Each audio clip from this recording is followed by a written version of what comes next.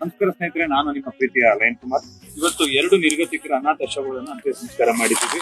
ಸುಮಾರು 80 ವರ್ಷದ ಅಜ್ಜಿ, ಇನ್ನೊಬ್ರು 42 ವರ್ಷ.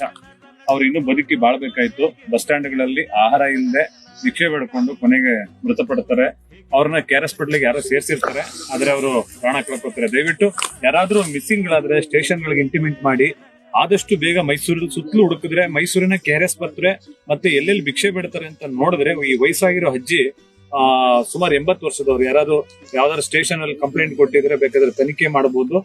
ದಯವಿಟ್ಟು ಪ್ರತಿಯೊಬ್ರು ಹೇಳೋದು ಏನಂದ್ರೆ, ವಿಡಿಯೋನ ನೀವು ಒಂದು ಮನುಷ್ಯತ್ವದಿಂದ ಒಂದು ಲೈಕ್ ಮಾಡಿ, ಇದನ್ನ 10 ಗ್ರೂಪ್ ನೀವು ಶೇರ್ ಮಾಡಿದ್ರೆ, ಈ ತರ ನೋಡಿ ಇವರೆಲ್ಲ ಮಿಸ್ಸಿಂಗ್ ಕೇಸ್ ಅವರು. ಅಂದ್ರೆ ಇವ್ರು ಯಾರಂತ ನಮಗೆ ಗೊತ್ತಿಲ್ಲ. ಈಗ ನಾವು ತನಿಖೆ ಮಾಡಿದಾಗ ಗೊತ್ತಾಗುತ್ತೆ.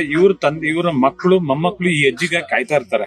ದಯವಿಟ್ಟು ನೀವು ಈ ವಿಡಿಯೋನ ಶೇರ್ ಮಾಡಿದ್ರೆ ಅವ್ರ ಮೊಮ್ಮಕ್ಕಳಿಗೆ ನೋಡಿ, ಅವ್ರು ತೀರೋಗಿದ್ರ ಅನ್ನೋ ವಿಚಾರ ಆದ್ರೂ ಗೊತ್ತಾಗುತ್ತೆ. ದಯವಿಟ್ಟು ಅದರಿಂದ ನಾವು ಮಾಡುವಂತ ಸೇವೆಗೆ ಕೈ ಜೋಡಿಸಿ, ಹಾಗೆ ಒಂದು ಲೈಕ್ ಶೇರ್ ಮಾಡಿ ನಮ್ಮ ಸೇವೆಗೆ ಕೈ ಜೋಡಿಸಿ.